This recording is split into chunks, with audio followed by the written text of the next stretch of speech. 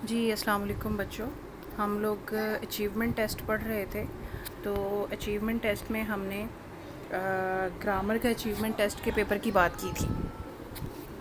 तो उसके अंदर हमने उसका इंट्रोडक्शन और कुछ प्लानिंग के कंस्ट्रक्शन के अचीवमेंट टेस्ट कंस्ट्रक्शन जो कि ग्रामर के रेफरेंस से हमने ये रिसर्च आर्टिकल देखना है। तो हमने उसका इंट्रोडक्शन और उसकी प्लानिंग का एक स्टेप देखा था कि इसकी प्लानिंग में क्या क्या चीज़ें हमारे पास हमें चाहिए होंगी। तो ठीक है, हमने प्लानिंग में बात की थी कि हम ऑब्जेक्टिव्स की और कंटेंट के बारे में हमने डिसीजंस लेने हैं, और ऑब्जेक्टिव्स के बारे में हमने बात की थी कि हम अपने लेवल, अपनी क्लास और उसकी पॉपुलेशन की बेसिस पे ऑब्जेक्टिव्स जो हमारे कोर्स के होंगे उनको कंसिडर करेंगे, प्लस जो भी कंटेंट अगर हम किसी बोर्ड का पेपर तैयार कर रहे हैं तो उसमें हम जो जितने भी स्कूल्स आते हैं उस बोर्ड के अंडर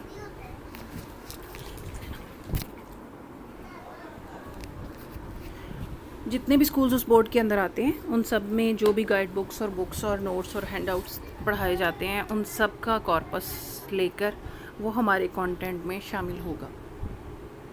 ठीक है, तो ये जो अचीवमेंट टेस्ट है वो हमारा 9th क्लास का है और इसमें MCQs को प्रेफर किया गया है, MCQ टेस्ट बनाया गया है। इस टेस्ट के ऑब्जेक्टिव्स क्या हैं? इस टेस्ट के ऑब्जेक्टिव्स ये हैं कि नॉलेज, अंडरस्टैंडिंग और एप्लीकेशन स्किल्स को टेस्ट करना चाह रहा है हमारा test setter. Objectives in this achievement test were defined in behavioral terms, focusing on knowledge, understanding, application and skill from all the units of English grammar of 9th class prescribed by the Board of School Education, Haryana. तो ये जी India का paper है हमारे पास। तो उन लोगों ने अपने डिस्ट्रिक्ट का एक बोर्ड के हवाले से फोकस किया है इंफॉर्मेशन या नॉलेज, अंडरस्टैंडिंग और एप्लीकेशन प्लस स्किल पे। Objectives defined by Bloom's taxonomy and important action verb are taken by the investigator which are shown in the following table। आप लोगों को ब्लूम्स टेक्सोनमी हमने क्लास में भी डिस्कस की थी। तो उसके हमारे पास स्टेप्स जो हैं उसमें सबसे पहले इंफॉर्मेशन या नॉलेज का होता है, सेकंड नंबर पे अंडरस्टैंडिंग का, थर्ड पे एप्लीकेशन का और फोर्थ पे एनालिसिस का। लेकिन ये हम ये जो हमारे पास पेपर है इसमें थर्ड लेवल तक और कुछ स्किल्स को साथ में टेस्ट करना है। तो अब वो कह रहा है कि जो हमारा नॉलेज वाला पार्ट है उसको हमने वेटेज दी है 28 मार्क्स दिए हैं। ठीक है, उसको 28 मार्क्स का नॉलेज वाला पोर्शन बनेगा, अंडरस्टैंडिंग का पोर्शन बनेगा 33 मार्क्स का, एप्लीकेशन का 63 मार्क्स का, स्किल का 11 मार्क्स का और टोटल हमारे पास 135 ये मार्क्स हैं इसके टेस्ट के।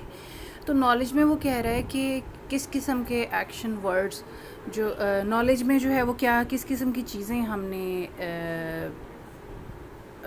स्टूडेंट्स को या किस किस्म के क्वेश्चंस के हमारे पास हम दे सकते हैं, किन वर्ड से हमारा क्वेश्चन या किन वर्ड्स पे फोकस होगा हमारे आइटम के अंदर। फॉर एग्ज़ाम्पल अगर आपके पास कुछ टर्म्स डिफ़ाइन करने के लिए आती हैं तो वो आपकी अंडरस्टैंडिंग या आपका इंफॉर्मेशन लेवल चेक हो रहा होता है, या रिकग्निशन के कुछ एलिमेंट्स होते हैं। जैसे आपको कुछ फाइनाइट, नॉन फाइनाइट फॉर्म्स हैं आपके ग्रामर में या आपके वर्ब्स टाइप्स हैं, उनको अगर आपने एक गिवन कॉन्टेक्स्ट में आइडेंटिफाई रिकग्नाइज़ करना है, ठीक है, तो वो आपके पास इंफॉर्मेशन लेवल होगा। उसके बाद name some sort of things, जैसे आपके पास name some elements of future tense या